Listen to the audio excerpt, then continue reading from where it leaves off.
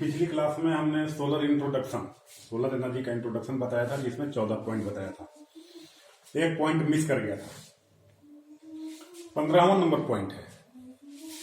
15 number point कहता है कि solar energy come from the sun is in form of electromagnetic radiation each grouped under 3 category: infrared ray, visible ray और ultraviolet रे। मतलब सूर्य ऊर्जा जो कि सन से हमें प्राप्त होता है इलेक्ट्रोमैग्नेटिक रेडिएशन के रूप में, उसको हम 3 कैटेगरी में रखते हैं। पहला इंफ्रारेड रे, दूसरा विजिबल रे और तीसरा अल्ट्रावायलेट रे। इंफ्रारेड रे का वेवलेंथ रेंज होता है 900 से लेकर के 2500 नैनोमीटर। विजिबल रे का 400 से लेकर के 400 से लेकर के 700 नैनोमीटर। और अल्ट्रावायलेट का 200 से लेकर के 400 नैनोमीटर।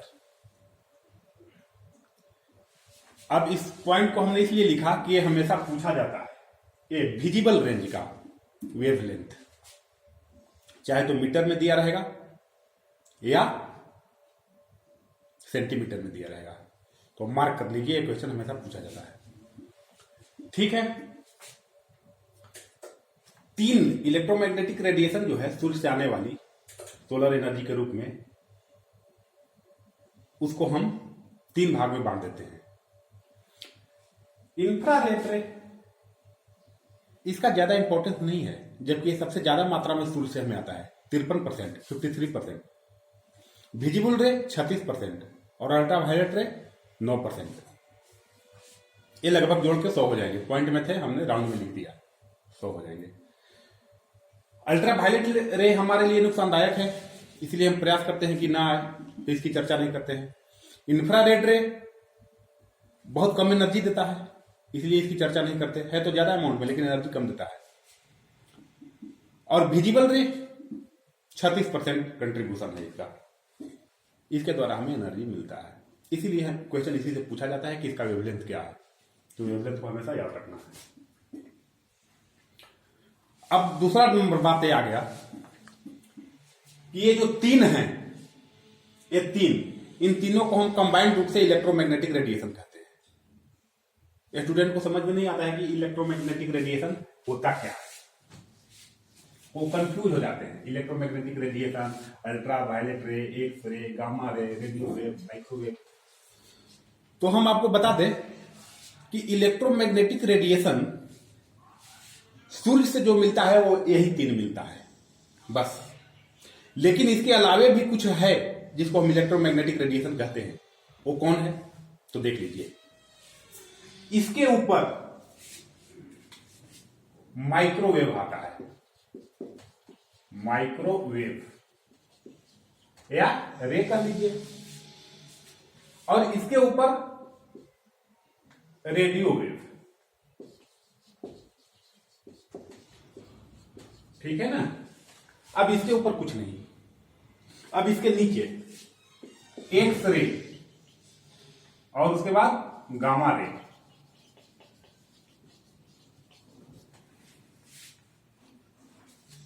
दो ऊपर में और 2 नीचे में और जुड़ गए, तो टोटल कितने हो गए? 7। बस इन टोटल 7 को ही हम इलेक्ट्रोमैग्नेटिक रेडिएशन कहते हैं, जिसमें से 3 हमें सूर्य के द्वारा मिलता है और बाकी के 4 हम आर्टिफिशियली क्रिएट करते हैं अपने जरूरत के हिसाब से। ये आपको जानना नहीं है, लेकिन पूरे जिंदगी जब तक आप कॉम्पिटिटिव लाइन में रहेंगे तब तक ये आपको तंग करेगा। क्या है इलेक्ट्रोमैग्नेटिक रेडिएशन, अल्फा रे, गामा रे, पता नहीं क्या क्या नहीं। इलेक्ट्रोमैग्नेटिक रेडिएशन एक बड़ा चीज है जिसको 7 छोटे छोटे पार्ट में बांटा गया है, जिसमें से 3 पार्ट हमें सूर्य के द्वारा मिल जाता है। बाकी के 4 हम खुद क्रिएट करते हैं अपने जरूरत के हिसाब से। बाकी के 4 में 2 ए हो गए और 2 ए, तो 4 हो गए ना। तो 4 में भी देख लीजिए, ऊपर वाला 2 और नीचे वाला एक्स रे, इनको इनके साथ रखिए। इनका क्रिएशन इलेक्ट्रॉनिक इंस्ट्रूमेंट के द्वारा होता है। इसका तो मेडिकल सेक्टर में होता है और इनका ट्रांसमिशन लाइन में होता है, रेडियो वेव, रडार, ईटीसी में। अपने हिसाब से हम इनका प्रोडक्शन कर लेते हैं, अपने हिसाब से हम इनका जनरेशन कर लेते हैं। बच गया गामा रे। एक गामा रे न्यूक्लियर एनर्जी में होता है, या तो परमाणु बम गिराना है या न्यूक्लियर एनर्जी पैदा करना है। वहां पर जो इलेक्ट्रोमैग्नेटिक रेडिएशन निकलता है न्यूट्रॉन की बम्बार्डिंग कराने से, उसको हम गामा रे कहते हैं। तो आपको ये भी नहीं पढ़ना, आपको ये भी नहीं पढ़ना, आपको ऊपर वाला भी नहीं पढ़ना, आपको ये पढ़ना है। लेकिन बता दिए कि इलेक्ट्रोमैग्नेटिक रेडिएशन होता क्या है। अगर और थोड़ा बहुत जानना है तो देख लीजिए, इलेक्ट्रोमैग्नेटिक रेडिएशन वहीं निकलेगा जहां पर इलेक्ट्रॉन का डिस्टर्बेंस होगा। कोई भी एटम में, कोई भी एलिमेंट में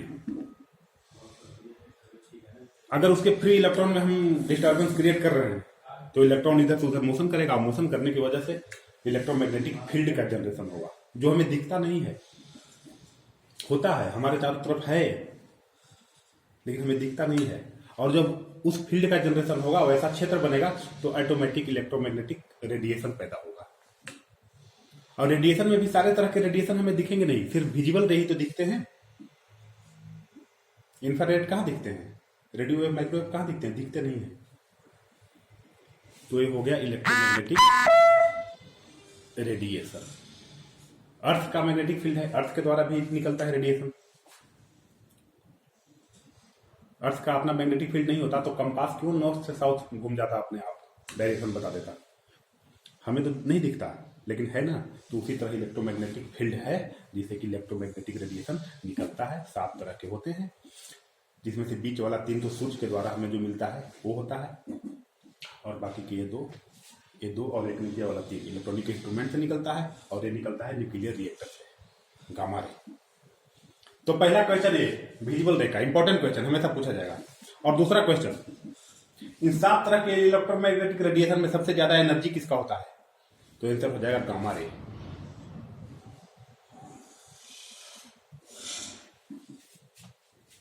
आंसर क्या होगा, गामा रे।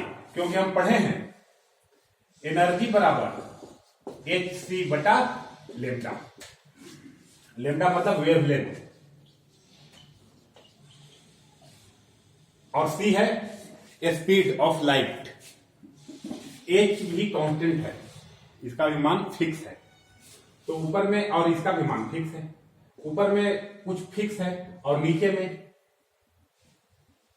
वेवलेंथ है। तो सबसे कम वेवलेंथ होता है गामा रे का। तो सबसे कम से भाग दीजिएगा इस टर्म में, तो जो भागफल आएगा वो ज्यादा आएगा। इसी को एनर्जी कहते हैं। तो सबसे ज्यादा एनर्जी गामा रे का होता है। ये क्वेश्चन में पूछ दिया जाता है, तो कंफ्यूज नहीं होना है। और सबसे कम एनर्जी, तो सबसे ऊपर में कौन था, रेडियो वेव, उसका होता है। जो सूर्य, उसी तरह सबसे कम रेडियो वेव का, और धीरे धीरे बढ़ते गया। तो सूर्य जो दे रही है 3 तरह की रेडिएशन, उसमें सबसे कम एनर्जी इंफ्रारेड का। इसीलिए इसके बारे में पूछा नहीं जाता, इसके वेवलेंथ के बारे में।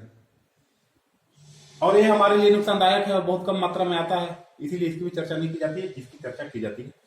ओके, तो ये पिछली टॉपिक था, पिछली टॉपिक का एक पार्ट था, 15 नंबर पॉइंट जो छूट गया था। अब देखिए, percentage of contribution of different energy in India.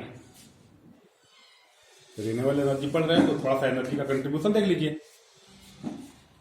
कि कौन सा एनर्जी कितना परसेंट कंट्रीब्यूशन करता है। तो पहला है पेट्रोलियम। पेट्रोलियम फ्यूल, ये 39% है।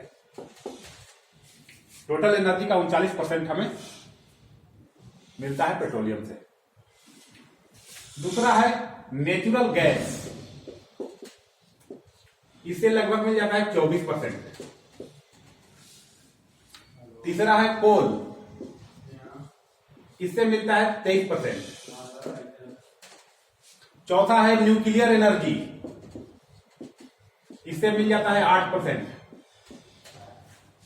और पांचवा है रिन्यूएबल एनर्जी, इससे मिल जाता है 6%। टोटल एनर्जी का इंडिया में 6% आपूर्ति रिन्यूएबल एनर्जी से होती है। ये याद रख लें आप, ये आपके लिए इंपॉर्टेंट है। तीसरा नंबर क्वेश्चन अभी तक में 3 क्वेश्चन, 6%। ठीक है, अब रिन्यूएबल के बारे में थोड़ा हम आगे बढ़ेंगे। इसके आगे बढ़ने से पहले ये जो कोल है, कोल से क्वेश्चन पूछ देता है कोयला से। सबसे अच्छा कोयला कौन सा है? तो एंथ्रासाइट। 4 तरह के होते हैं, पीट, लिग्नाइट, बिटुमिनस और एंथ्रासाइट। तो नोट कर लीजिए, चौथा नंबर क्वेश्चन। सबसे अच्छा कोयला कौन सा है? एंथ्रासाइट। 5वां नंबर क्वेश्चन, एंथ्रासाइट क्यों अच्छा है? क्योंकि कार्बन का प्रतिशत मात्रा इसमें 80 से 95% होता है। सबसे ज्यादा होता है प्रतिशत मात्रा कार्बन का, इसलिए। 6ठा नंबर क्वेश्चन, इंडिया में सबसे ज्यादा कोयला कौन सा होता है? तो बिटुमिनस। कहां कहां होता है? झारखंड, बिहार, छत्तीसगढ़, मध्य प्रदेश। सॉरी, बिहार नहीं, वेस्ट बंगाल, झारखंड, छत्तीसगढ़ और मध्य प्रदेश। थोड़ा बहुत एंथ्रासाइड होता है जो जम्मू कश्मीर में होता है, बाकी ऑस्ट्रेलिया से अगर जरूरत पड़ती है तो वहां से आता है, बाकी इंडिया में नहीं होता। तो ये 5-6 क्वेश्चन इंपॉर्टेंट हो गए। और कोयले का कैलोरीफिक वैल्यू 7800 किलो कैलोरी पर केजी, ये पूछा जाता है। ठीक है, अब रिन्यूएबल एनर्जी में आगे बढ़े हैं। रिन्यूएबल एनर्जी में हम आगे बढ़े, तो रिन्यूएबल एनर्जी में आगे बढ़े तो 7 तरह के रिन्यूएबल एनर्जी।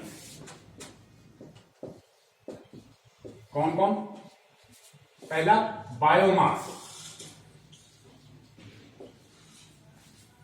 दूसरा हाइड्रो इलेक्ट्रिक, जो पानी से बिजली पैदा किया जाता है, तीसरा जियोथर्मल, या आप क्या करें कि बायोमास, हम तो परसेंटेज के आधार पर लिख रहे थे, बायोमास आपके सिलेबस के हिसाब से लिख देते हैं, विंड और सोलर। 3 हो गए, बाकी के 4 और हैं जो आपके सिलेबस में नहीं है। वो कौन कौन होते हैं? जियोथर्मल, हाइड्रो इलेक्ट्रिक, वेव और टाइडल।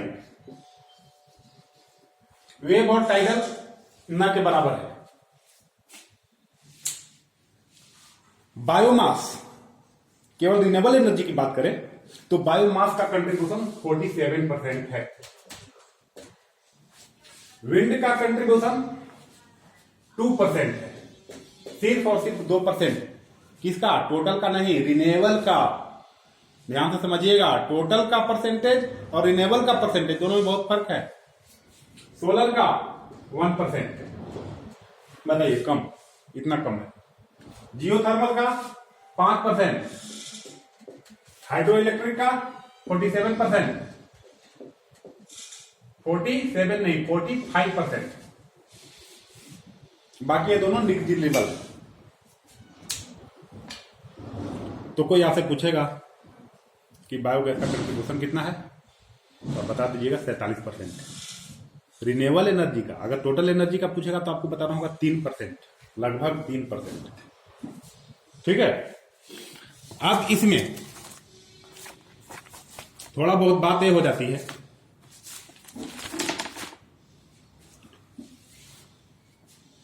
पेट्रोलियम का,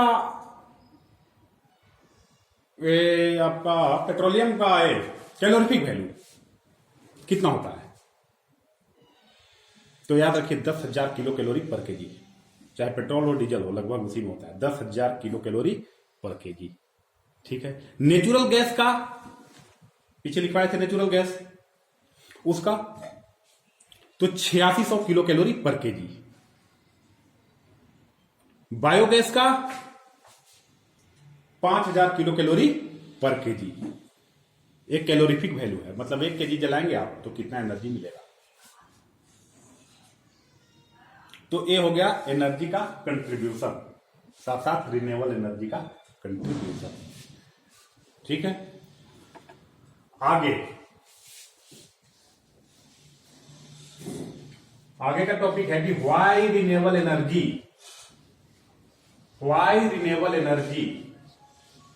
और रिन्यूएबल एनर्जी में भी solar energy. Why solar energy? तो पहला पॉइंट,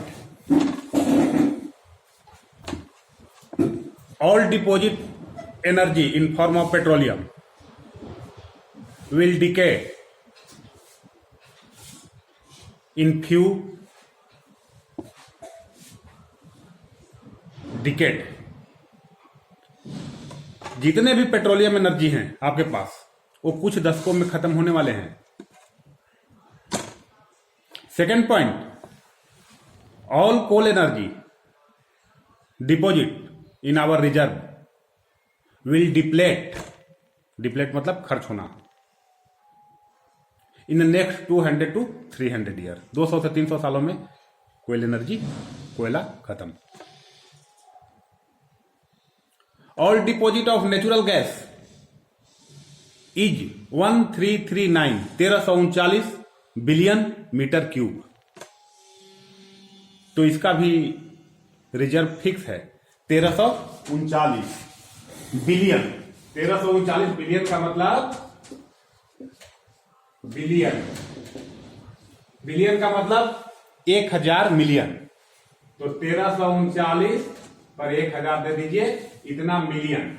और मिलियन को भी अगर आप मीटर क्यूब में बदलना चाहते हैं तो 1 मिलियन में 10⁶ मीटर क्यूब। इतना बिलियन मीटर क्यूब, इतना मिलियन मीटर क्यूब, ये फिक्स है। तो एक दिन तो खत्म होगा।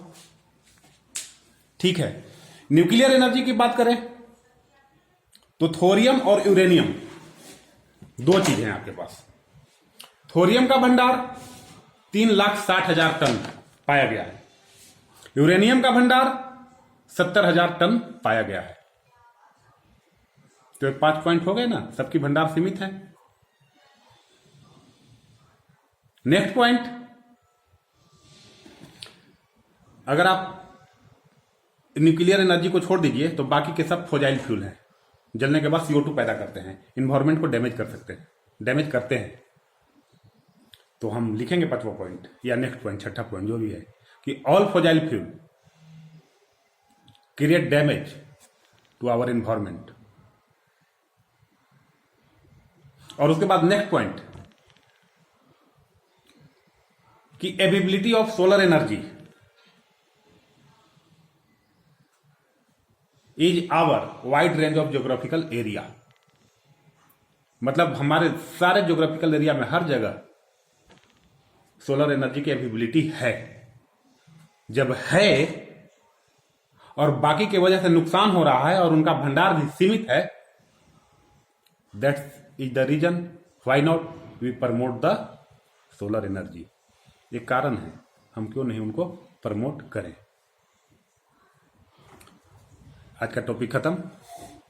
नेक्स्ट टॉपिक होगा फोटोवोल्टिक सेल का ब्रीफ इंट्रोडक्शन और डिफरेंट टाइप के गैजेट्स जो सोलर एनर्जी के द्वारा ऑपरेट होते हैं,